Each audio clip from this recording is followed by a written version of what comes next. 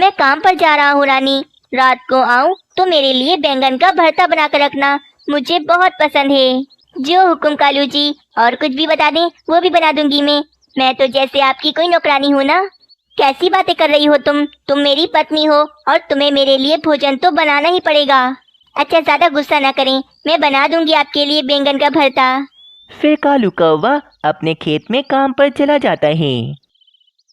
चलो अब लग जाओ काम पर, कालू जी की फरमाइश पर उनके लिए बैंगन का भरता बनाओ। रानी कौवी भी बैंगन लेने जंगल में निकल जाती है। अरे रानी कवि, क्या बात है, इतनी खामोश और इतनी उदास क्यों बैठी हो यहाँ पर? थक गई थी बहुत, इसीलिए इस पेड़ पर आकर बैठ गई।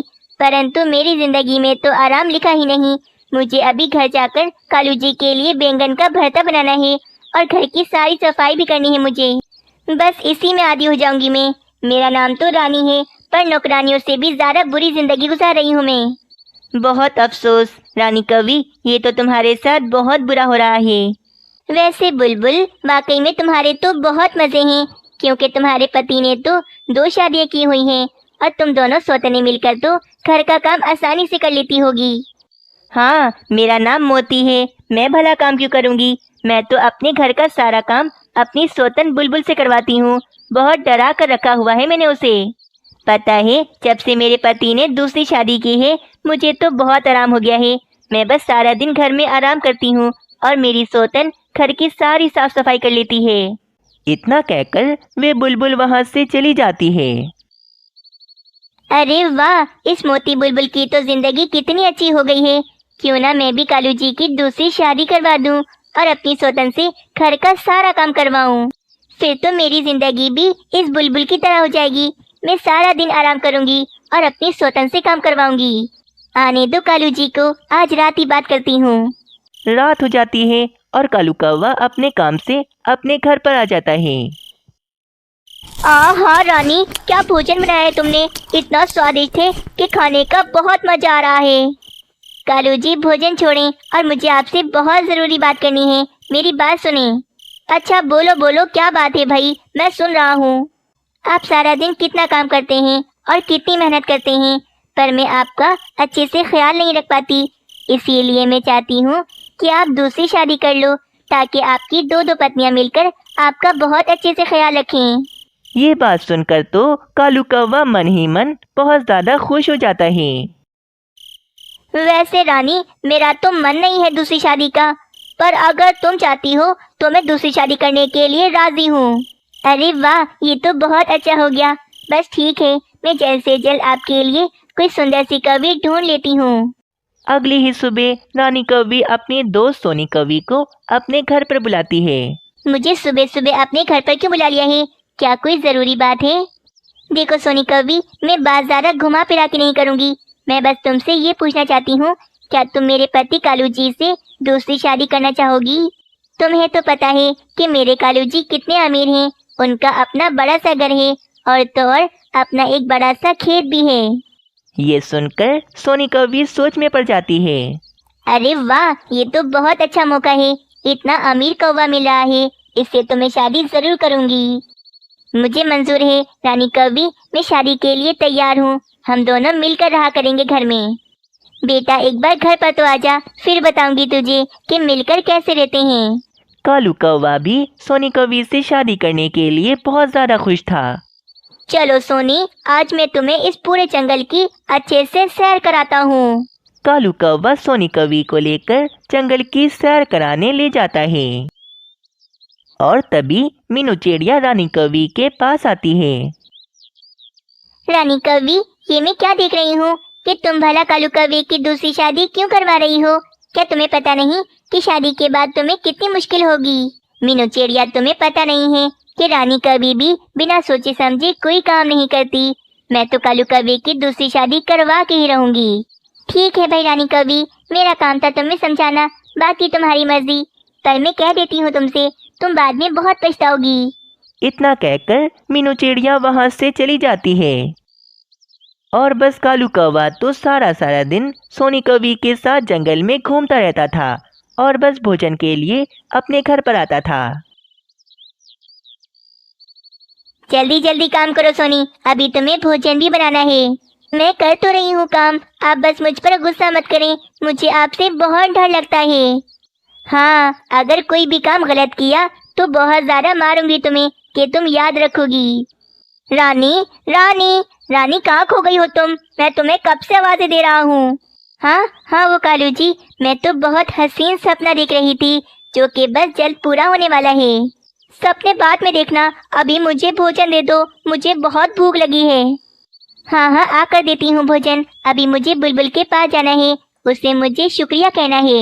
रानी कौवी बुलबुल के पास उसके घर जाती है कि तभी रानी कौवी बुलबुल के घर में देखती है कि मोती बुलबुल की सौतन तो उससे घर का सारा काम करवा रही थी। तुमने रानी कौवी से मेरे बारे में क्या कहा था? हाँ, कि मैं घर का सारा काम करती हूँ और तुमने मुझे अपना नौकर बनाकर रखा हुआ है। बताओ बताओ, यही कहा था ना तुमने उससे? मुझे माफ कर दो, मैं तो बस रानी कौवी के सामने अपनी बड़ाइयाँ मार रही थी। ये सब रानी कौवी भी बैठी सुन रही थी। हाय रे, ये क्या देख रही हूँ मैं? इस मोती बुलबुल ने तो मुझसे झूठ बोला था। कहीं कहीं कालू जी की शादी के बाद भी सोनी कभी भी मेरा हाल इस बुलबुल जैसा ना कर दे। नहीं नहीं, मैं अभी जाकर मना कर देती हूँ सोनी कवि से कि कोई शादी नहीं होगी उसकी कालू जी से। ये कहकर रानी कौवी सोनी कौवी की तरफ जाती है। सोनी कौवी और उसका भाई बैठे बातें कर रहे थे। भाई, मैं आहिस्ता आहिस्ता उस कालू कौवे को अपने काबू में कर रही हूँ, और वो जो उसकी पत्नी है ना रानी, वो तो निहायत ही बेवकूफ़ है। उस रानी को तो मैं शादी के बाद बताऊंगी कि घर का सारा काम कैसे करते हैं, अपने घर का सारा काम करवाऊंगी उससे। और भाई तुम चिंता मत करो, तुम्हारे घोंसले की भी रोजाना सफाई मैं उससे करवा दिया करूंगी। ये सब सुनकर तो रानी कौवी गुस्से में आग बगोला हो जाती है।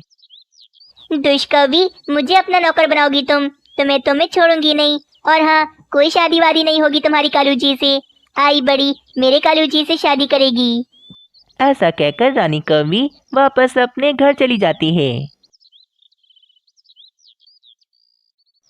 कालू कौवे और तोते ने अपनी अपनी समोसों की दुकान खोली हुई थी।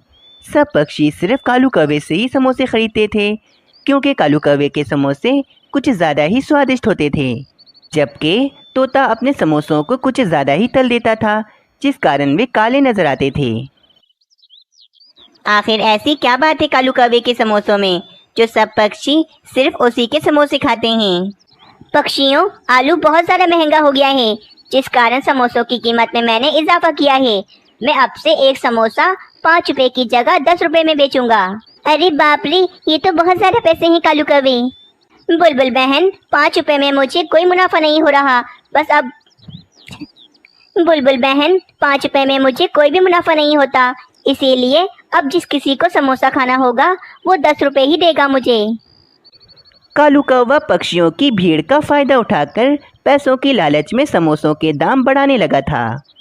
वहीं दूसरी तरफ तोता सारा दिन अपने समोसे ऐसे ही लगाकर बैठा रहता था। बस तभी वहाँ पर मीनू चिड़िया आती है। अरे तोते, क्या बात है, इतने उदास क्यों लग रहे हो तुम? अरे क्या बताऊं मीनू चिड़िया, मैं इतनी मेहनत करके ये समोसे बनाता हूँ और कोई भी पक्षी मेरा समोसा खाता ही नहीं है। मीनू चिड़िया समोसों को देखती है तो सारे समोसे तो जले हुए थे। मीनू चिड़िया ये देखकर कहती है, अरे भाई तोते, इन समोसों को देखकर तो मुझे हंसी आ रही है। अगर तुम सारे समोसे जलाकर काले काले कर दोगे तो कौन खरीदेगा तुमसे समोसे? अच्छा एक बात बताओ, क्या तुमने अपने समोसे खुद कभी खाकर देखे हैं? मीनू चिड़िया, मैं क्या करूं, मुझे समोसे बनाने ही नहीं आते, इसके अलावा मैं कोई दूसरा कारोबार भी नहीं कर सकता। तोते, मैं उल्लू सेठ के पास नौकरी ढूंढने जा रही हूँ, अगर तुम कहो तो मैं तुम्हारे समोसे बनाने में तुम्हारी मदद कर सकती हूँ। मुझे बहुत स्वादिष्ट समोसे बनाने आते हैं। अरे इससे अच्छी और क्या बात हो सकती है मीनू चिड़िया, मुझे मंजूर है। तुम अब मेरे साथ समोसों का कारोबार करो, जो पैसे बनेंगे वे हम आपस में आधे आधे कर लेंगे। अगले दिन से ही मीनू चिड़िया समोसे बना कर काफ़ी सारे जमा कर लेती है। तोते, हम 5 रुपए में ही समोसे बेचेंगे, क्योंकि लालच अच्छी नहीं होती। बस फिर तोते की दुकान पर मीनू चिड़िया को देखकर कुछ पक्षी तोते की दुकान पर आते हैं।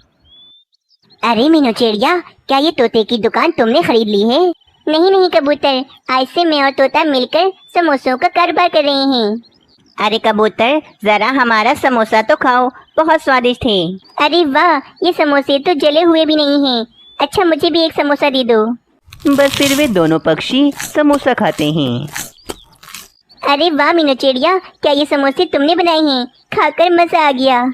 अरे हाँ हाँ, ये समोसे तो बहुत स्वादिष्ट हैं। तोते ऐसा करो, मुझे 5 समोसे और दे दो। मैं घर ले जाकर अपनी पत्नी को भी खिलाऊंगा। बस फिर आहिस्ता आहिस्ता अब पक्षी कालू कौवे की समोसों की दुकान पर जाने के बजाय तोते की दुकान पर आ रहे थे और अब तोते की कमाई कुछ ज़्यादा होने लगी थी। अरे, ये आजकल पक्षी इतने कम क्यों आ रहे हैं दुकान पर? पहले तो भीड़ लगी रहती थी, अब ऐसा क्या हो गया? कालू जी, अब सारे पक्षी तोते की दुकान से समोसे खरीदते हैं, क्योंकि मीनू चिड़िया के बनाए हुए समोसे बहुत ज़्यादा स्वादिष्ट होते हैं। क्या इतना चालाक है वे तोता कि उसने मीनू चिड़िया को अपने साथ रख लिया? बस अगले दिन कालू कौवा अपने समोसों की दुकान खोलता है, परंतु काफ़ी देर हो जाती है और कोई भी पक्षी समोसा खरीदने नहीं आता। तभी वहाँ से बुलबुल गुजर रही थी। कालू कौवा बुलबुल को आवाज़ देकर अपने पास बुलाता है। बुलबुल, आज तुम मेरे पास समोसा खरीदने नहीं आई? क्या आज तुम्हें समोसा नहीं खाना? खाना तो है मुझे समोसा, परंतु तुम्हारे पास से नहीं, क्योंकि अब मैं मीनू चिड़िया के बनाए हुए समोसे खाती हूँ। इतना कहकर बुलबुल वहाँ से चली जाती है। दूसरी तरफ अब तोते की दुकान पर पक्षियों की भीड़ लगी हुई थी। कालू कौवा तोते और मीनू चिड़िया से बहुत ज़्यादा जलता है। अब तुम दोनों का बुरा समय शुरू होगा, अब तुम दोनों देखते रह जाओगे। बस फिर कालू कौवा तोते की दुकान पर जाता है। तोते, मैंने मीनू चिड़िया के समोसों की बहुत तारीफ सुनी है। जरा थोड़े बहुत समोसे मुझे भी दे दो, मैं रानी कौवी को ले जाकर खिलाऊंगा। फिर कालू कौवा तोते से समोसे लेकर अपने घर की तरफ चला जाता है और अपने घर पर आकर उन समोसों में बेहोशी की दवा मिला देता है।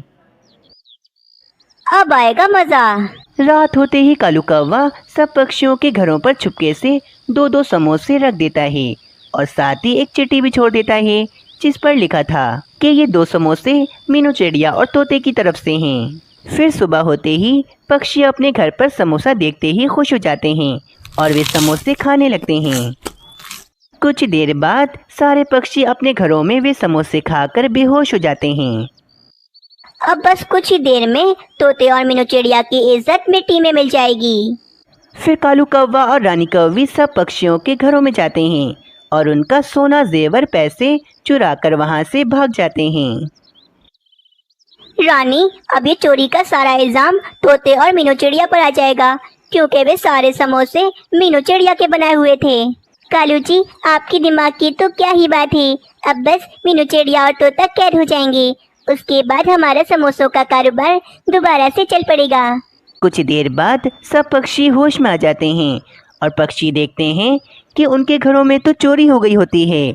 अब तो सब पक्षियों का शक सिर्फ मीनू चिड़िया और तोते पर जा रहा था। मैंने तो कभी सपने में नहीं सोचा था कि मीनू चिड़िया ऐसा कर सकती है। तोते और मीनू चिड़िया में पैसों की लालच आ गई है, जभी तो तोते और मीनू चिड़िया ने हम पक्षियों के घरों में चोरी कर ली। हम पक्षी मिलकर तोते और मीनू चिड़िया को नहीं छोड़ेंगे। बस सारे पक्षी तोते और मीनू चिड़िया के पास जाते हैं और उन्हें आवाजें लगाते हैं। चोर है, मीनू चिड़िया तोता चोर है। अरे अरे पक्षियों, क्या बात है? ऐसे शोर क्यों मचा रहे हो तुम सब? मीनू चिड़िया, हमारे घरों में चोरी करके अब तुम भोली बन रही हो।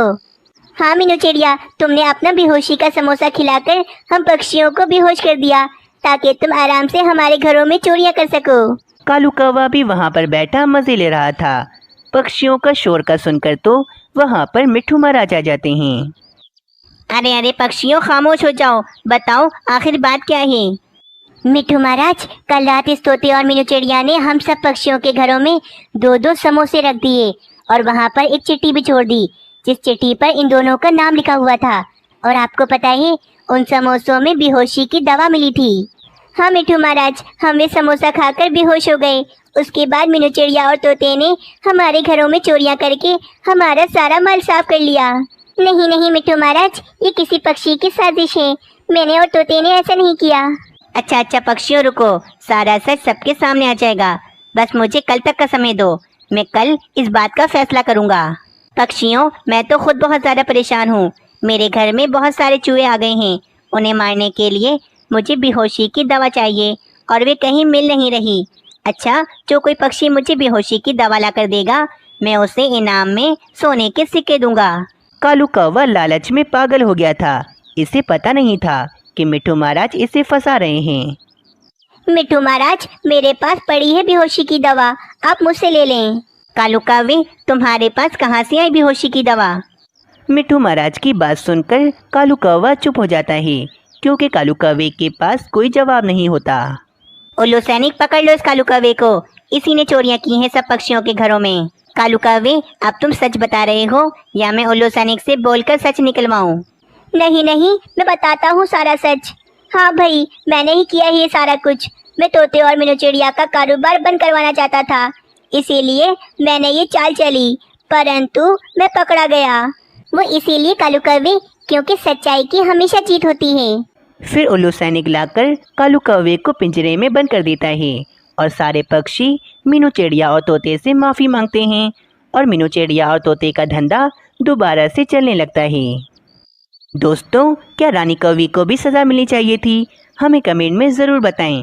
हमें आपके कमेंट का बेसब्री से इंतज़ार रहता है।